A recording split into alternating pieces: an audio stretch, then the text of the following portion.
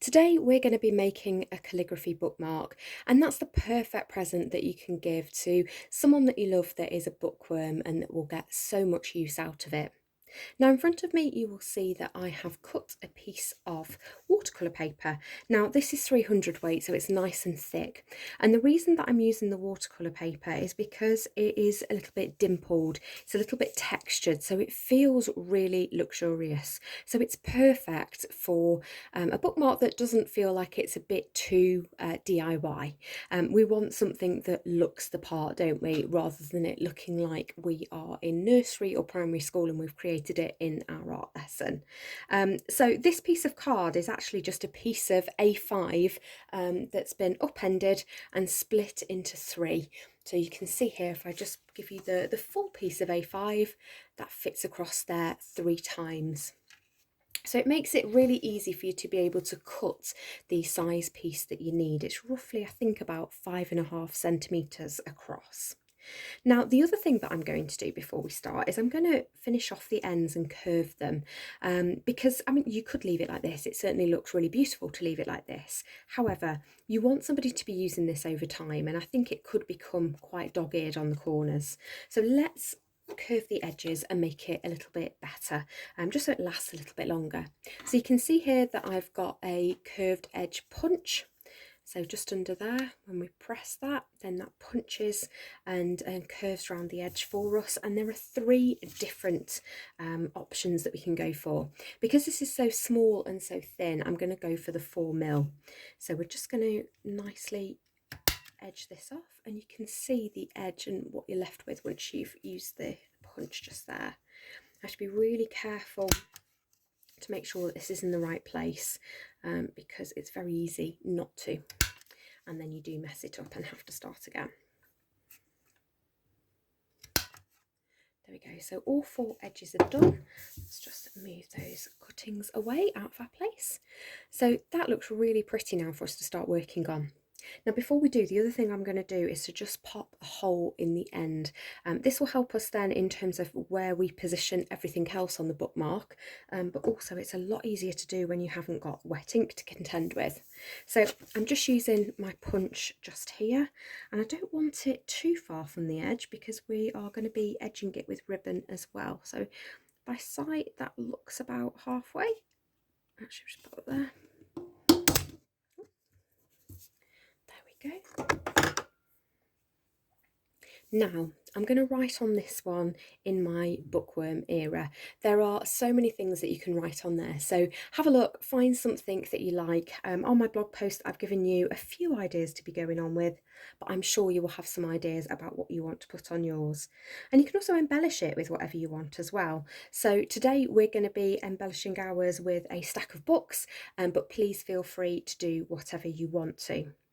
So I'm going to be using black ink because I really like the look of the black ink against the watercolour paper, and that starkness of the black against the off-white.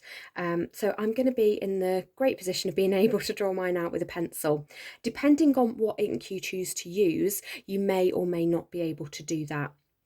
If you decide to use something like, say, a Tom's Studio ink, as I found with other projects, if I do use pencil, then you can see it and it doesn't rub out underneath when the ink's dried. So just be mindful of that. If you do want to use lighter coloured inks and that's something that you're worried about, then what I would recommend to you is to use a light pad underneath and trace on top. So you're able to do that. So you can have a piece of just normal A4 paper that you've written on and then pop this on top and it will shine through on the light pad. So let's make a start. So I'm going to position bookworm as my main word. So it does mean by drafting that actually if we do anything wrong, yes, we've got a guide and we don't have to follow it completely, but we can also rub it out and redo it.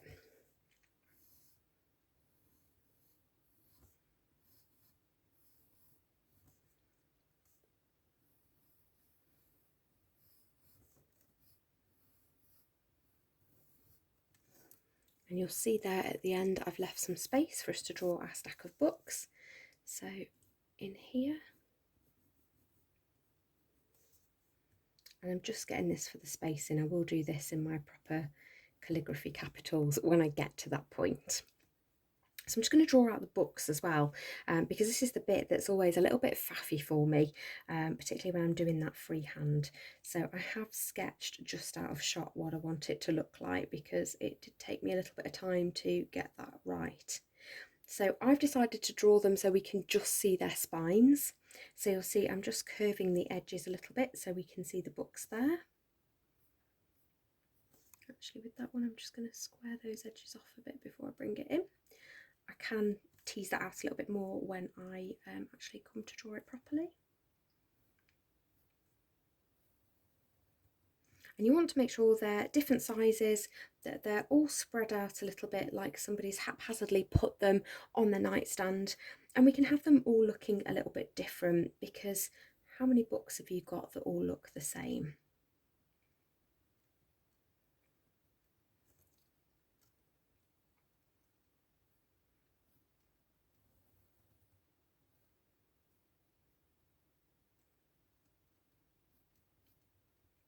And they've all got very different spines.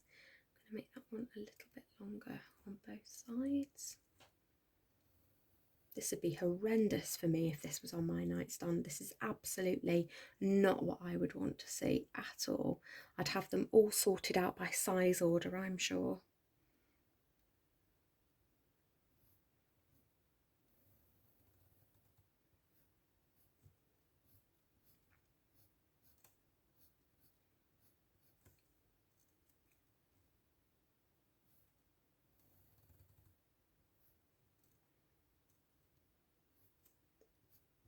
I think I'm going to do one more just at the top.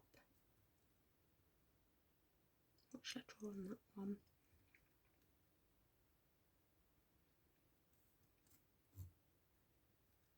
I might keep that one as a nice thin one.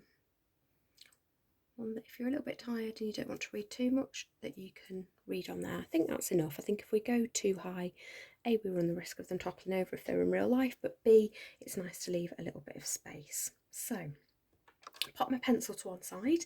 I'm going to be using Sumi ink to be able to do this, so let's just load up with ink. You'll also notice that I've got my trusty blue pumpkin, which is the Brause 361, the nib that I'm using, and I'm using my Lewis Creations, my Moblique pen today. I just like how light it is. I really love my Tom Studio one, don't get me wrong. It is a little bit heavier. Sometimes I just favour a much lighter pen. So now we can transfer from pencil to ink. So be careful as you go on here, because with it being dimpled, you've got more chance of getting in a rut and sort of juttering with the ink and splattering it, or it going a little bit wrong. If you do, don't worry too much. I mean, that's the beauty of it, because it is dip pen after all, but just keep a nice light touch on there.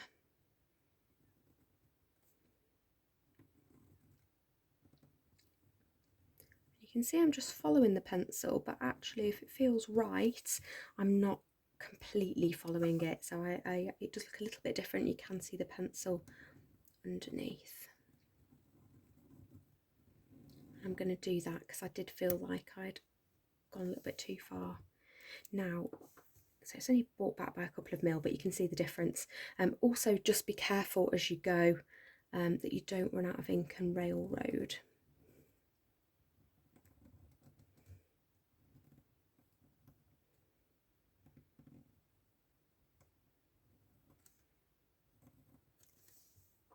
So you'll see I'm re-dipping probably more often than I need to, but just out of fear of railroading more than anything else.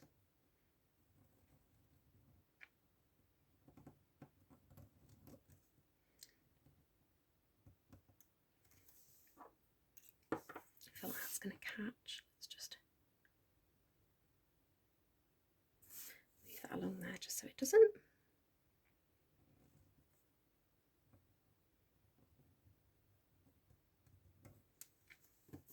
I've just got to be really careful. If you're right-handed, you haven't got to be quite as careful as me, but as a left-hander, I don't want to go over my work, so I'm just having to be really careful writing in my just here.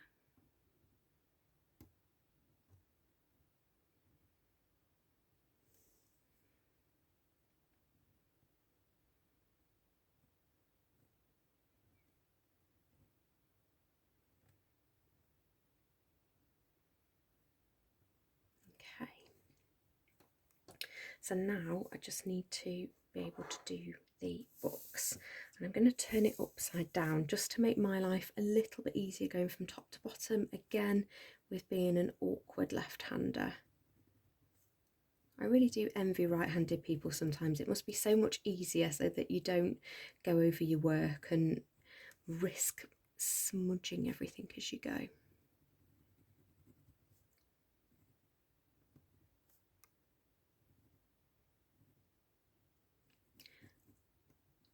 Now don't worry too much if you've got a slight difference in the thickness of your strokes.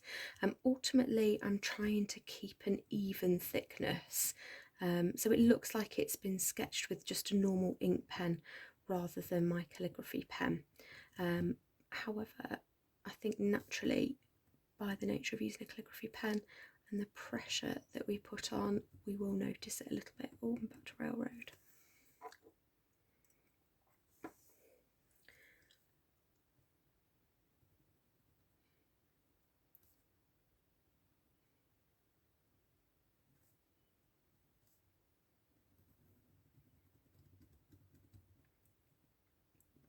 Now you could use something like a ruler pencil. Of course I'm using a pencil. You could use a ruler to make sure that you get some nice straight lines, but I think just having them where they are sketched and they're not 100% perfect actually adds to the charm.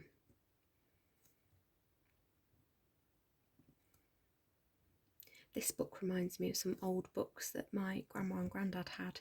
This feels really nostalgic during that book.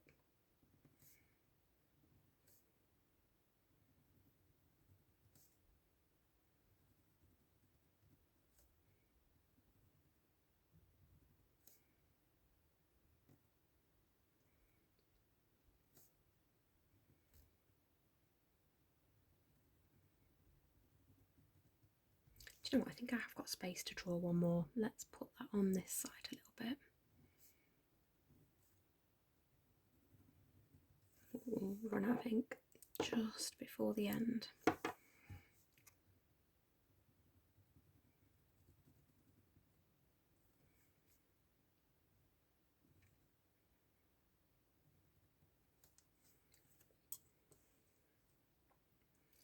Turn that very carefully the right way. I'm also going to move my ink out of shot as well, because knowing me, I will get ink everywhere and knock it flying. There we go. I very carefully put the lid on. You've seen me do it. I'm not going to be making a mess. So there is our almost finished bookmark. So I'm going to edge it with a piece of ribbon. Now, if you want to, you can actually get some tassels, and you've probably seen them on bookmarks before. You can leave it blank as well if you want to and not have anything. That's probably my preference actually in terms of putting it in the book, because you haven't got any bulk. But there's a bit of a running joke with a piece of ribbon. So my mum house sat for me a couple of years ago and looked after the cat while I went on holiday, and she got a beautiful bookmark that I'd bought her as a gift, and she was reading her book as you'd expect, and she fell asleep, had a nap, woke up and found that her darling granddaughter had decided to take her bookmark, or take the ribbon from her bookmark, and run away with it and play with it. So not only did my mum lose her place in her book and had to re-find it a little bit later on, which is never easy, is it? She also had to wrestle the ribbon back from the cat. I think she actually waited until she went outside till she got it back, because you would not mess with my cat. She will claw you to the death if she thinks that you're playing with ribbon with her. So there you have it. I'm going to leave that to dry, and then I'm going to just move off all of the pencil markings there. If you haven't got one already, then I can't tell you how great this is, the putty rubber. It's the first time I've ever had one, a putty rubber as opposed to a normal eraser, and it is a massive game changer. It's certainly a lot softer to use, and you don't get any rubbings that come off. You can see that it just marks and sort of muddies up the rubber itself, but definitely get one if you haven't got one, and it will make rubbing off your pencil marks a breeze. So there you have it. There is your calligraphy bookmark. If you do make your own, pop me a comment and let me know how you got on and what you decided to put on your bookmark. And I'll see you back here soon for another calligraphy project.